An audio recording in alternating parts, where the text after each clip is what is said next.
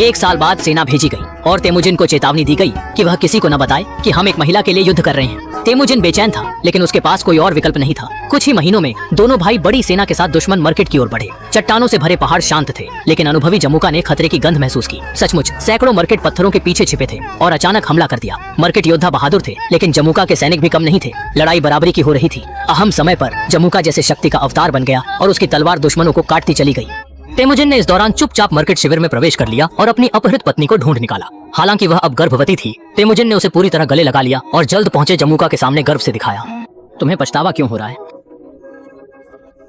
इसलिए तेमुजिन बार बार कहता था कि समय कम है, क्योंकि फल पकने को था। रात के जश्न में जमुका ने तेमुजिन को अपने सहायक बनने की पेशकश की, लेकिन तेमुजिन ने विनम्रता से मना कर दिया। वे दोनों वहीं लूट का बंटवारा करने लगे। जमुका ने आधे से ज्यादा हिस्सा लिया और बाकी तेमुजिन के सैनिकों को दिया। उसने एक कीमती तलवार तेमुजिन को दी और बाकी लूट के बारे में पूछा। तेमुजिन ने सारा धन अपने सैनिकों में बांट दिया।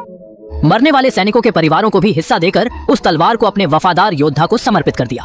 इस कदम ने तेमुजिन का भरोसा मजबूत किया और उसे मंगोलिया के मैदान जीतने में सहायता मिली। लेकिन 2 बाघ एक पहाड़ में नहीं रह सकते। अगले दिन जमुका ने देखा कि तेमुजिन बिना कुछ कहे निकल गया और अपने साथ उसके 2 सबसे दक्ष सैनिकों को ले गया, क्योंकि वे मानते थे कि तेमुजिन ही असली नेता है। जमुका ने घोड़े पर सवार होकर उसका पीछा किया और जल्द ही उसे पगडंडी डालिया। उसने तेमुजिन से पूछा कि वह चुपचाप क्यों चला गया और क्यों उसके सैनिकों को साथ ले गया। जमुका के सवालों का सामना करते हुए तेमुजिन को कोई पछतावा नहीं था। इस कारण उसने सैनिकों को लौटाने की भी इच्छा नहीं रखी। जमुका के छोटे भाई ने गहरे गुस्से में तलवार निकाली, लेकिन जमुका ने उसे रोक दिया। हालांकि वह भीतर ही भीतर गुस्से से उबल रहा था। उसने तेमुजिन को जाने दिया, लेकिन इस घटना ने उनकी दोस्ती में दरार डाल दी। कुछ समय बाद जमुका का भाई बदला लेने की नीयत से तेमुजिन के कबीले में घुसकर घोड़े चुराने का प्रयास करता है, लेकिन तेमुजिन के आदमी के तीर से उसकी मौत हो जाती है। अपराधी तेमुजिन के समक्ष प्राणदान की विनती करता है।